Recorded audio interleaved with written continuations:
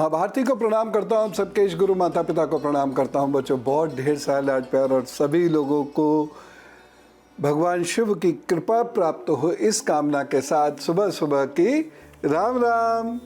अभी मैं शिव पुराण में रुद्र संहिता पढ़ रहा हूँ और रुद्र संहिता में भगवान की पूजा कैसे करें ये लिखा है और वह अद्भुत है और आपको भी इसी प्रकार से भगवान शिव जी की पूजा आज करनी है। ठीक है, ऐसे ही करनी है। ये अनुभव से भी बता रहा हूं, बड़े बड़े सिद्ध पुरुषों को मैंने इसी प्रकार से पूजा करते देखा। तो आज हम ये जानेंगे कि रुद्र संहिता के अनुसार भगवान शिव की पूजा हम कैसे करेंगे। दूसरी बात हम ये जानेंगे कि कौन सा पुष्प हमें भगवान शिव पर अर्पित नहीं करना है, ऐसी गलती कभी मत करिएगा। और साथ ही साथ छठे ज्योतिर्लिंग की कथा सुनेंगे। और एक बहुत महत्वपूर्ण बात क्या है, बरसात में नाक चल जाती है, ये है क्या और कैसे रोके से, जिसकी चलती है वही जानता है कि इसमें कितनी समस्याएं होती है। तो चलिए बातचीत शुरू करते हैं, लेकिन सबसे पहले पंचांग सुनिए। 25 जुलाई है, सावन का सोमवार है। सूर्योदय हुआ सुबह 5:38 पर, सूर्यास्त होगा शाम को 7:17 पर। राहु काल रहेगा सुबह 7:21 से 9:03 तक। यमगंध काल रहेगा सुबह 10:45 से दोपहर 12:27 तक। गुलिक काल रहेगा दोपहर 2:10 से 3:52 तक। अभिजीत मुहूर्त मिलेगा दोपहर 12 बजे से 12:55 तक। अमृत काल रहेगा दोपहर 3:10 से शाम को 4:58 तक। और निषेध काल मिलेगा आपको 12:07 रात से लेकर 12:49 तक। अब हम जानते हैं मेष, वृषभ और मिथुन राशि का हाल।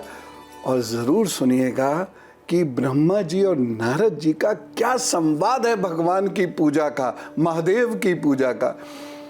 वैसे ही पूजा करना आप, और कौन से पुष्प भगवान को अर्पित, महादेव को अर्पित नहीं करने हैं। तो चलिए मेष राशि से शुरू करते हैं। मेष राशि, दोपहर तक का समय थोड़ा सा चिंता वाला रहेगा, इसलिए आप अपने धन का, अपने स्वास्थ्य का विशेष ख्याल रखें। दोपहर के बाद समय बेहतर होना शुरू होगा, रात तक आते आते फिर समय ठीक हो जाएगा। चिंता की बात नहीं, अचानक कोई यात्रा भी करनी पड़ सकती है, लेकिन एक सावधानी बहुत विशेष इस दिन रखनी है। जिन लोगों को सर आँख की दिक्कत रहती है वो इस दिन बहुत ध्यान रखें। और जिन लोगों को ठंड लग जाती है, नाक चल जाती है, वो जो मैं अभी उपाय बताऊंगा ज़रूर कर लीजिएगा। बाकी दिन को बेहतर करने के लिए आप सूर्य को जल अवश्य दीजिएगा, फिर अपने काम पर जुटिएगा। वृषभ राशि की बात करते हैं। वृषभ राशि के लिए ये दिन अच्छा है। वृषभ राशि के लोगों को कुछ लाभ होता हुआ नजर आ रहा है, लेकिन मन थोड़ा सा खिन्न रहेगा, लेकिन किसी की वजह से मन फिर उत्साह से भर जाएगा और आप अच्छे से काम कर पाएंगे। एक सावधानी, घर के बड़े बुजुर्गों की सेहत का ख्याल रखें। उपाय क्या करना है इस दिन को बेहतर बनाने के लिए, दुम दुर्गाय नमः का जप करें, अपने काम पर जुट जाएं। मिथुन राशि की बात करते हैं। मिथुन राशि के लिए दिन अच्छा है, खूब मेहनत करें, आगे बढ़ने के अच्छे अवसर है। विद्यार्थियों के लिए भी समय अच्छा है। समय तो ठीक है, लेकिन सावधानी एक ज़रूर बरतनी है। इस दिन अपनी महत्वपूर्ण वस्तुएं, अपने कीमती सामान, उसका बहुत ज़्यादा ख्याल रखने की ज़रूरत है। बाकी कुल मिला के समय अच्छा रहेगा। भगवान शिव की उपासना आराधना कीजिए, सब ठीक होगा। सुमित खन्ना जी से बात करते हैं, बिजनौर से हमारे साथ हैं जी। राम राम। राम राम सर जी, राम राम। बहुत धन्यवाद सर, आपका कॉल मुझे आया। I am lucky. सर मेरा डेट ऑफ बर्थ है जी, बताइए क्या है date of birth, time of birth, place of birth? 16 अगस्त 1975, बिजनौर, सुबह 10:30 बजे।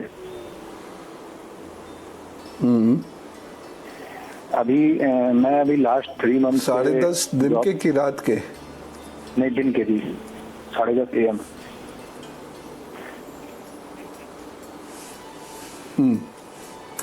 सर मैं लास्ट अभी 3 मंथ से जॉब सर्च कर रहा हूँ जी, बताइए। तो अभी तक मुझे सक्सेस इसमें नहीं मिली है। एक ये मेरा प्रश्न है। दूसरा मेरा प्रश्न है कि मैं अब भविष्य में आपका प्रोफाइल बदल जाएगा। आप प्रोफाइल बदलने को तैयार हो जाइए। कुछ नई चीज सीखना शुरू कर दीजिए। कुछ नई चीज सीख कर और आप उस संबंध में फिर आप जॉब के लिए ट्राई कीजिए, आपकी जॉब हो जाएगी। मछलियों को आप प्रतिदिन दाना देना शुरू करिए और ओम ह्रीं हं सा या ओम घृणी सूर्याय नमः, इन दोनों में से किसी एक मंत्र का जप आप कीजिए सूर्य के सामने खड़े होकर 20 मिनट। फिर उसके बाद तांबे के लोटे में अक्षत, कुमकुम और खांड डालकर फिर आप सूर्य की ओर मुंह करके जल दे दीजिए। इतना आप कर लीजिए, जॉब आपकी हो जाएगी। 3 महीने तक ये उपाय जरूर कर लीजिए, 93 दिन पूरा कर लीजिएगा ये उपाय, प्रभु कृपा से सब ठीक हो जाएगा। अब हम बात करते हैं रुद्र संहिता के। रुद्र संहिता में अध्याय 14 में ब्रह्मा जी और नारद जी का संवाद है, और क्या बढ़िया संवाद है, और संवाद सुन के आनंद आ जाएगा। नारद जी से ब्रह्मा जी पूजा कैसे की जाए भगवान जी की यानी महादेव की, इसकी चर्चा कर रहे हैं। और इसकी चर्चा करने में कितनी सारी उन्होंने चीज़ें बताई हैं। जैसे वो कहते हैं, नारद जो लक्ष्मी प्राप्ति की इच्छा करता हो, ठीक है ना, लक्ष्मी का मतलब केवल द्रव्य, केवल धन से, करेंसी से मत लीजिए। लक्ष्मी का जो अर्थ है भारतीय धर्म परंपरा में, ज्ञान परंपरा में, उसके अनुसार है सुख, सौभाग्य, धन। ये सारी चीजें लक्ष्मी पूजा से प्राप्त होती हैं। मान लीजिए करेंसी तो आप पे बहुत आ गई, स्वास्थ्य चला गया, घर में कलह है, घर में गंदगी है, घर अच्छा नहीं रहता, तो फिर ऐसी लक्ष्मी का ऐसे में क्या कहेंगे कि लक्ष्मी प्राप्ति हुई? नहीं कहेंगे। धन प्राप्ति हुई ये कहेंगे। तो लक्ष्मी प्राप्ति के लिए क्या पूजा करनी है, लिखिए। ब्रह्मा जी कहते हैं, नारद कमल, बेलपत्र, शतपत्र, शंख, पुष्प से पूजा करनी चाहिए। ऐसे व्यक्ति को लक्ष्मी की प्राप्ति होती है। तो आज आप ये पूजा करेंगे, सावन के सोमवार में इस प्रकार से पूजा अवश्य कीजिएगा। एक चीज और जो वो विशेष रूप से कहते हैं, और ये अनुभव में है, महामृत्युंजय के 1,00,000 जप से, बहुत ध्यान से सुन रहे हैं ना आप, महामृत्युंजय के 1,00,000 जप से शरीर तेजोमय हो जाता है। 2,00,000 जप से पूर्व जन्म का स्मरण होने लगता है। 3,00,000 जप से सांसारिक वस्तुएं प्राप्त होने लगती हैं, और 4,00,000 जप से शिव जी स्वप्न में दर्शन देने लगते हैं, और 5,00,000 जप से शिव जी के साक्षात दर्शन होते हैं। अब जिसको जो चाहिए, बाबा तो वह सब देने को तैयार है।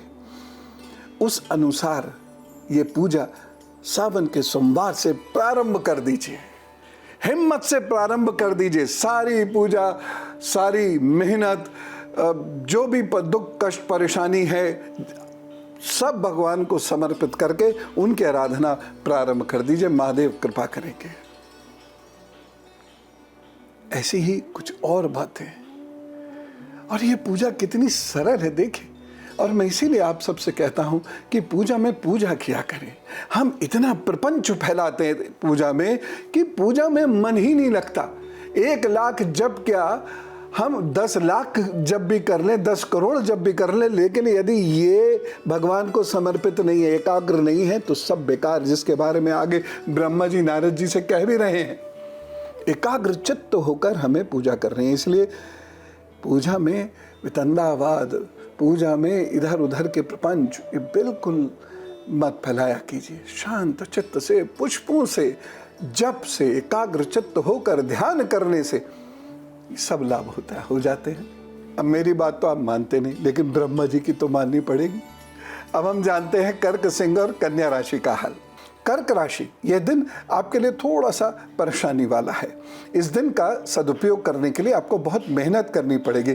यह दिन आपको लाभ तो जरूर देगा, लेकिन धीरे धीरे लाभ देगा। किसी की मदद से आप आगे बढ़ पाएंगे। बहुत मेहनत करने के लिए तैयार रहिएगा। सावधानी क्या रखनी है, अपने स्वास्थ्य का ध्यान रखें, साथ ही साथ कोई आपसे रूठे ना इस बात का ख्याल रखें, आप अपनी कीमती चीज़ों का ख्याल रखें और नमः शिवाय नमः शिवाय नमः शिवाय का जप करते चले जाएं, आनंद होगा। सिंह राशि की बात करते हैं। सिंह राशि के लिए ये दिन धन को लेकर थोड़ा सा कमज़ोर है, इसलिए निवेश आदि करने में थोड़ा सा ध्यान रखें तो अच्छा रहेगा। इस दिन घर के बड़े बुजुर्गों का भी ख्याल रखें। और एक सावधानी, यदि आप पार्टनरशिप में काम कर रहे हैं या आपका विवाह तय हो गया है लेकिन हुआ नहीं है, या आप कहीं विवाह करना चाहते हैं, वहाँ कोई दिक्कत ना हो इस बात का विशेष ध्यान रखें। उपाय क्या करना है, सूर्य को जल दीजिए, अपने काम पर जुटिए, प्रभु सब ठीक करेंगे। कन्या राशि की बात करते हैं। आपके लिए ये दिन अच्छा है। आप इस दिन धन संबंधी कार्य भी कर सकते हैं, निवेश संबंधी कार्य भी कर सकते हैं। प्रमोशन की बात कीजिए इस दिन बहुत से, और विद्यार्थियों के लिए इस दिन की गई पढ़ाई के बड़े लाभ मिलने वाले हैं। लेकिन एक सावधानी अपने पेट को लेकर ज़रूर बरतिएगा। बाकी एक उपाय कर लें, दूर्वा अच्छे से धोकर भगवान गणपति जी को भेंट करें, उनको प्रणाम करें, फिर काम पर जुटें, प्रभु साहब ठीक करेंगे। राजेश कुमार जी हमारे साथ हैं मुजफ्फरनगर से। जी राम राम। राम राम, नमस्कार गुरुदेव। नमस्कार जी सर। बताइए, date of birth, time of birth और प्लेस ऑफ बर्थ। गुरु जी बहुत बहुत धन्यवाद कि आज बड़ी दिनों के बाद आपसे हमारी बात हो पा रही है। बहुत बहुत धन्यवाद आपका, चरण स्पर्श है। गुरु जी, मेरा जन्मतिथि है 19/10/1975।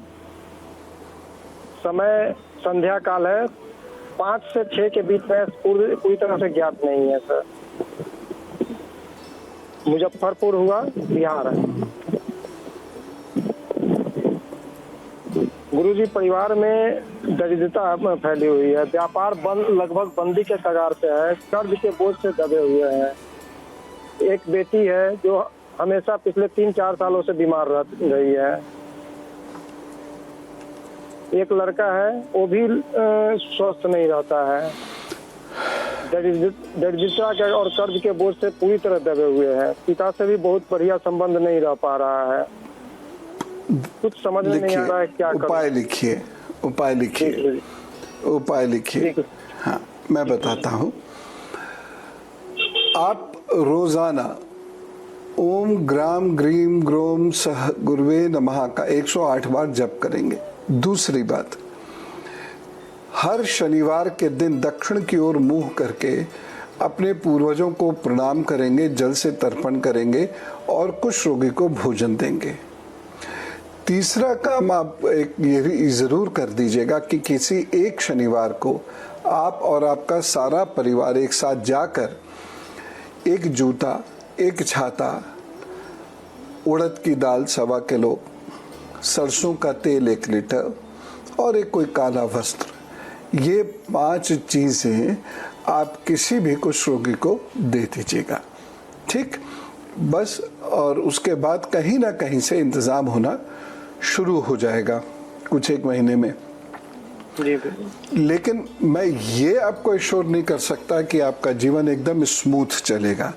हाँ, इतना जरूर है, आपको लाभ मिलना शुरू हो जाएगा। घर के पश्चिमी हिस्से में बहुत सारी प्रॉब्लम्स हैं। आप अब सारी प्रॉब्लम को तो नहीं ठीक कर सकते। आप वहाँ पर एक तुलसा का पौधा लगाइए और उस स्थान की सफाई का जिम्मा स्वयं उठा लीजिए। ठीक है, धीरे धीरे इम्प्रूवमेंट आता चला जाएगा। 1-1.5 साल में इम्प्रूवमेंट आना शुरू हो जाएगा, आपकी तरक्की शुरू हो जाएगी। हिम्मत रखिए, भरोसा रखिए प्रभु पर, चीज़ें ठीक होंगी। 2024 से जीवन में बहुत सुधार आना शुरू हो जाएगा। ये उपाय मत छोड़ना। बस यहाँ एक बड़ी विशेष चीज़ है, हम बात कर रहे हैं ना कि ब्रह्मा जी नारद जी को महादेव की पूजा कैसे करनी चाहिए ये बता रहे हैं, तो यह एक बड़ी ख़ास चीज़ है। सामान्यतः ये आपने सुना होगा, मुझसे कई लोगों ने बहुत शुरू में जब मैं अध्यात्म पथ पे चलना शुरू किया ही था, तब लोग कहते थे कि महादेव की पूजा में तुलसी का प्रयोग नहीं होता है, महादेव के आसपास तुलसी नहीं लगती है। अब मैं उनकी बात मानूं या ब्रह्मा जी की बात मानूं? ब्रह्मा जी कहते हैं नारद जी से, हे नारद, तुलसी दल से शिव जी की पूजा करने से भोग और मोक्ष दोनों की प्राप्ति होती है। अब लीजिए। इसका मतलब ये हुआ कि कहीं भक्ति या भगवान से संबंधित उपाय बताने वाले लोग शायद पढ़ नहीं रहे हैं और ऐसे ही कुछ भी बोल दे रहे हैं। लेकिन हम लोग तो पढ़ते लिखते हैं ना, तो पढ़ना लिखना शुरू कीजिए। जो भी आपके इष्ट हैं, जो भी हैं, जिनकी भी पूजा में आपको मन लगता है, उनसे संबंधित शास्त्र या ग्रंथ अवश्य पढ़ा कीजिए। और फिर आपको वही पूजा करनी होगी जो वो चाहते हैं या जो नारद जी आदि विद्वान या अन्य कोई ऋषि कहते हैं। इधर उधर की बातों मत उलझा करो। अब वो और आगे कहते हैं, वधु की प्राप्ति यदि करनी है तो 1,00,000 बेला के पुष्प से पूजन करना है। और एक दिन में नहीं करना है, धीरे धीरे धीरे धीरे 1 वर्ष का या 2 वर्ष का संकल्प ले लीजिए। 1,00,000 बेला के पुष्पों से शिव जी का पूजन करने से अच्छी वधु की प्राप्ति होती है। 1,00,000 बेल पत्र से शिव जी की पूजा करने से सांसारिक इच्छाएं पूरी होती हैं। और राई के फूलों से शिव जी की पूजा करने से शत्रु बाधा दूर होती है। देखिए, सारी पूजा का पुष्पों के इर्द गिर्द घूम रही है, क्योंकि भगवान सबका होता है, केवल अमीर का नहीं। इसीलिए वो भाव से भी खुश हो जाते हैं, पुष्पों से खुश हो जाते हैं। और महादेव तो भोले बाबा है। हमें हमारे भगवान का चरित्र अवश्य पता होना चाहिए, अब फिर हम समझ पाएंगे कि भगवान को हमसे क्या चाहिए। आइए मैं आपको बताता हूं तुला, वृश्चिक और धनु राशि का हाल। उसके बाद बताऊंगा कि ब्रह्मा जी नारद जी को और क्या बता रहे हैं, और वैसी ही पूजा आज अपने करनी है। तुला राशि, भाग्य पक्ष प्रबल है, इसलिए जबरदस्त तेजी के साथ अपना काम करिएगा, लेकिन सावधानी के साथ। सावधानी यह, किसी पर तंज मत मारिएगा, किसी की निंदा मत कीजिएगा, इधर की उधर उधर की इधर मत करिएगा। ये मान के चलिएगा दीवारों के भी कान होते हैं। और वाद विवाद से दूर रहिएगा, क्योंकि उसमें उलझकर आप हार सकते हैं, परेशान हो सकते हैं। बाकी एक उपाय इस दिन जरूर कर लें। इस दिन आप ओम घृणी सूर्याय नमः का 108 बार अभी जप करें, फिर अपने काम पर जुट जाएं। वृश्चिक राशि की बात करते हैं। स्वास्थ्य की दृष्टि से ये दिन अच्छा नहीं है, बहुत ध्यान रख के चलना होगा। साथ ही साथ अपनी संतान का भी बहुत ख्याल रखिएगा। इस दिन एक सावधानी जरूर बरतनी है आपको कि धैर्य रखें। कार्य बनेंगे, लेकिन धैर्य रखिएगा, ठीक। उपाय क्या करना है, इस दिन को बेहतर बनाने के लिए हनुमान जी की पूजा आराधना कीजिए और उसके बाद अपने काम पर जुटिए, प्रभु जी सब ठीक करेंगे। धनु राशि की बात करते हैं। धनु राशि के लिए ये दिन अच्छा है।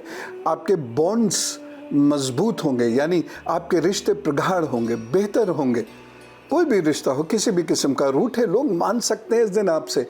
रिश्ते नाते बेहतर होंगे, रिश्ते नाते आपको याद भी करेंगे, कोई आपसे बात भी करेगा, भूला बिसरा पता लगा कॉल आ गई उसकी। तो कुल मिला के ये दिन अच्छा है। बस एक सावधानी, यदि आप किसी सीनियर पर्सन से कोई काम के लिए कहने जा रहे हैं तो तैयारी के साथ जाइएगा, और चावल के 4 दाने अपनी जेब में ज़रूर रख लीजिएगा।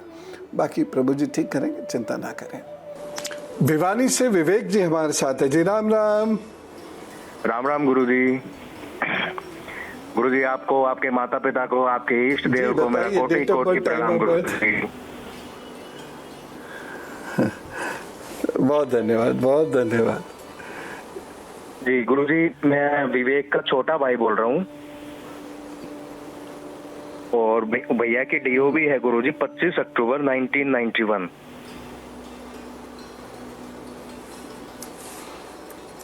टाइम है गुरुजी रात के 9 बजे। बर्थ प्लेस है गुरुजी महेंद्रगढ़, हरियाणा।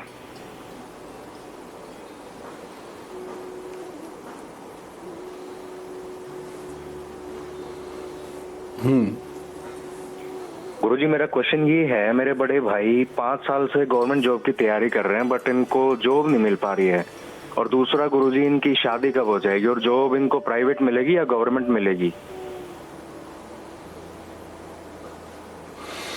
अगले साल इनका विवाह होगा, लेकिन मैं एक चीज़ ज़रूर कहना चाहूँगा कि विवाह में इनको दिक्कत आएगी। दूसरी बात, अगले ही साल इनके सेमी गवर्नमेंट जॉब के योग बन रहे हैं, तो इनसे कहिए ऐसी जो जगह होती हैं जो सेमी गवर्नमेंट जॉब्स होती हैं, जहाँ जैसे बैंकिंग सेक्टर हुआ या ऐसी और जॉब्स हो गई, टीचिंग हो गई, वहाँ पर भी ये साथ साथ अप्लाई करें। हर बृहस्पतिवार को शहद ये मंदिर में ज़रूर दे दिया करें, ये उपाय अवश्य कर लें। और साथ ही साथ गाय गुरु मंदिर की सेवा किसी न किसी रूप में ये करते रहे, धुलाई पुछाई कर ली, जो भी कर लिया, हो जाएगा कार्य, चिंता मत कीजिए। जॉब का ही कार्य होगा, अगले वर्ष हो जाएगा। इतने समय ये अच्छे से पढ़ाई भी कर लें और ये उपाय भी कर लें। आइए फिर महादेव का पूजन कैसे करना है ये जानिए। ब्रह्मा जी बता रहे हैं, 2 प्रकार के फूल वो शिव जी पर अर्पित नहीं होते। यहाँ लिखा कौन कौन से? चंपा और केवड़ा। फूल कर भी भगवान शिव को चंपा और केवड़ा ये पुष्प मत भेंट कीजिएगा। ठीक, समझ गए आप? हमेशा गांठ बांध लीजिए। अब अगली चीज, जौ से शिव जी का पूजन। जी हाँ, आप जौ को मान लीजिए हवन सामग्री है और ओम रुद्राय नमः ऐसे करके आप आहुति दीजिए। 1 वर्ष तक प्रतिदिन 108 आहुति देने से बड़ा सुख प्राप्त होता है, दुख सुख में बदलने लगते हैं। और ऐसे कष्ट जो दैवीय हैं, आपकी गलती है तो भुगतनी पड़ेगी, देखिए सीधी सीधी बात है, लेकिन ऐसे कष्ट जो दैवीय कष्ट हैं वो अपने आप दूर होने लगते हैं जौ से शिव जी का पूजन करने से। एक और चीज है, गेहूं। गेहूं के द्वारा 1 लाख आहुतियों से पूजा करने से संतान का सुख मिलता है, यानी संतान का जन्म भी हो सकता है, संतान स्वस्थ भी हो सकती है, हो सकता है संतान आपसे प्यार करने लग जाए। ये तीनों केसेस हैं। संतान का सुख, मैं कई बार सुख की परिभाषा आपको बताता हूँ, विशेषकर संतान के सुख की, तो उसके अनुसार संतान का सुख प्राप्त होता है। कितनी सरलता से, लेकिन एकाग्रचित्त हो, समर्पित हो, पूरी तरह एक लय होकर भगवान की उपासना आप कीजिए। महादेव सुनेंगे तो जरूर, ये पक्की बात है। आइए मकर, कुंभ और मीन राशि का हाल जानते हैं। मकर राशि, जल्दबाजी में निर्णय मत लीजिएगा, नहीं तो परेशानी हो जाएगी। इस दिन आप उल्टा पुल्टा निर्णय ले सकते हैं और अपना नुकसान खुद ही कर सकते हैं। सावधानी एक जरूर बरतें। इस दिन किसी पर एकदम से आंख मूंद कर विश्वास नहीं कीजिएगा, खास तौर से धन के मामले में और रिश्तों के मामले में। उपाय क्या करेंगे? सरसों के तेल का दान कीजिए, अपने काम पर जुट जाइए, प्रभु जी सब ठीक करेंगे। कुंभ राशि की बात करते हैं। कुंभ राशि के लिए ये दिन अच्छा तो है, लेकिन थोड़ा सा नुकसान दे सकता है, आर्थिक नुकसान दे सकता है। साथ ही साथ जिनको सर, आंख, गले, नाक और दांत की दिक्कत रहती है, वो अपना विशेष रूप से ध्यान दें। जिन लोगों को हड्डियों में दर्द होता है, इस दिन दर्द ना उखड़े, इस बात का वो ख्याल रखें, चिकित्सक सलाह ले लीजिएगा। सावधानी इस दिन एक विशेष बरतनी है, और वो ये है कि बहुत सोचने समझने के बाद, बहुत अच्छे से सलाह मशवरा करने के बाद तब कहीं आप धन का निवेश कीजिएगा, अन्यथा मत कीजिएगा। और उपाय क्या करना है? इस दिन को बेहतर बनाने के लिए शम शनिश्चराय नमः का जप करें, फिर काम पर जुटें। मीन राशि की बात करते हैं। मीन राशि के लिए ये दिन अच्छा है, काम बनते नजर आ रहे हैं। यद्यपि परेशानियां होंगी थोड़ी बहुत उसमें, लेकिन फिर भी काम बनेंगे। देर सवेर आपका काम बन जरूर जाएगा इस दिन, तो खूब मेहनत करें। विद्यार्थियों के लिए खास तौर से ये दिन बहुत अच्छा है, लेकिन एक सावधानी बरतनी है इस दिन। स्वास्थ्य और आपका वाहन ये गड़बड़ ना करते। उपाय क्या करेंगे इस दिन को बेहतर करने के लिए? ओम घृणी सूर्याय नमः का जप करें, अपने काम पर जुटें, प्रभु जी सब ठीक करेंगे। नेहा जी से बात करते हैं, मुजफ्फरनगर से हमारे साथ है जी। राम राम। राम राम गुरु जी, आपको मेरा कोटि कोटि प्रणाम है। खुश रहिए। बताइए क्या है date of birth, time of birth? गुरु जी, मेरा डेट ऑफ बर्थ है 24 दिसंबर 1985। टाइम 6:22 से 6:25 AM इसके बीच का है, और प्लेस मुजफ्फरपुर, बिहार। गुरुजी, मेरा डिवोर्स 2018 में हो गया है। आपसे बात भी किया था मैंने शादी को बचाने के लिए। आपने जो उपाय बताया था मैंने वो सब किया था, फिर भी डिवोर्स हो गया। तो क्या मेरी दूसरी शादी का योग है? अगर हाँ तो कब तक होगी? और जॉब के लिए किस फील्ड में ट्राई करूँ मैं? मेरा कोई काम आसानी से नहीं होता है। मैं डिप्रेशन की दवा 2006 से ले रही हूँ। और मेरे इष्ट देव कौन है?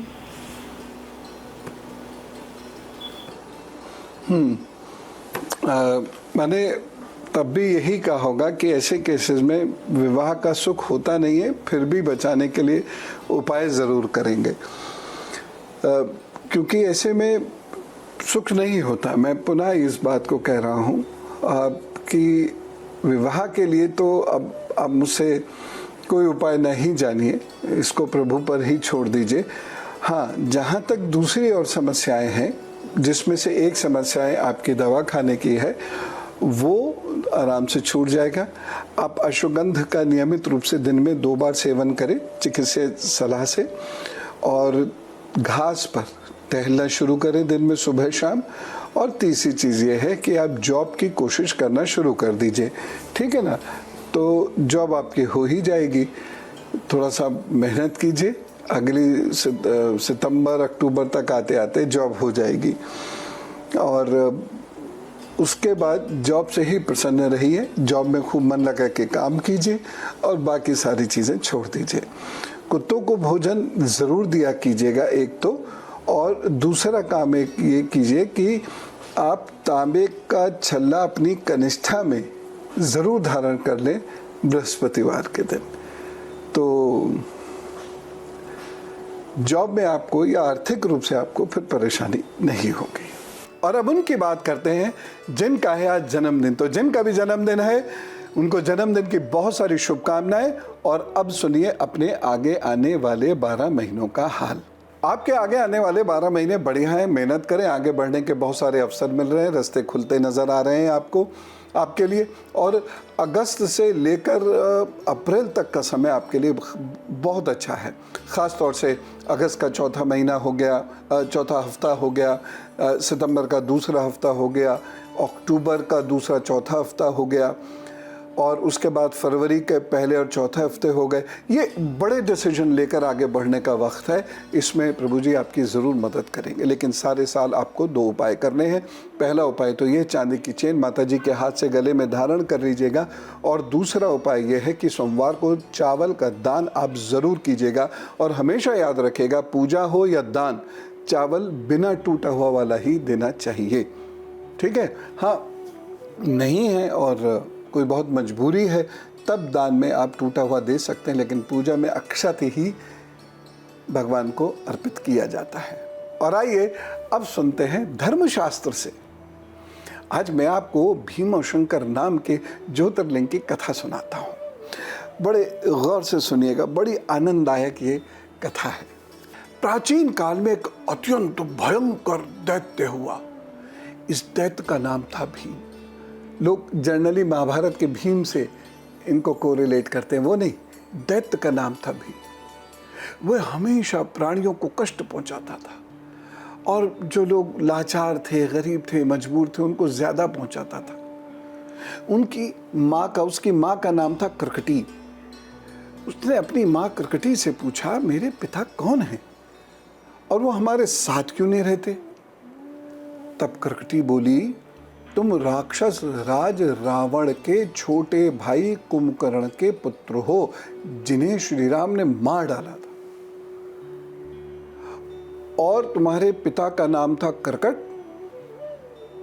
और माता का नाम था पुष्कसी।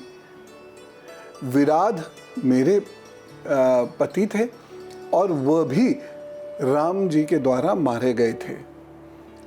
और उनके मारे जाने के बाद से मैं माता पिता के पास रहती थी। एक दिन मेरे माता पिता अगस्त मुनि के शिष्य, जिनका नाम था सुतीक्ष्ण, उसको अपना आहार बनाने गए, यानी उसको खाने गए। सुतीक्ष्ण विष्णु भक्त थे और बड़े तपस्वी मुनि थे। उन्होंने मेरे माता पिता को भस्म कर दिया और उनके जाने के बाद मैं अकेली इस पर्वत पर निवास करने लगी। कुछ दिन बाद यहाँ पर महान पराक्रमी कुंभकर्ण आए और बलात् उन्होंने मेरे साथ समागम किया और उसके बाद लंका चले गए। फिर तुम्हारा जन्म हुआ। अब तुम ही मेरे एकमात्र सहारा हो और रिश्ता हो।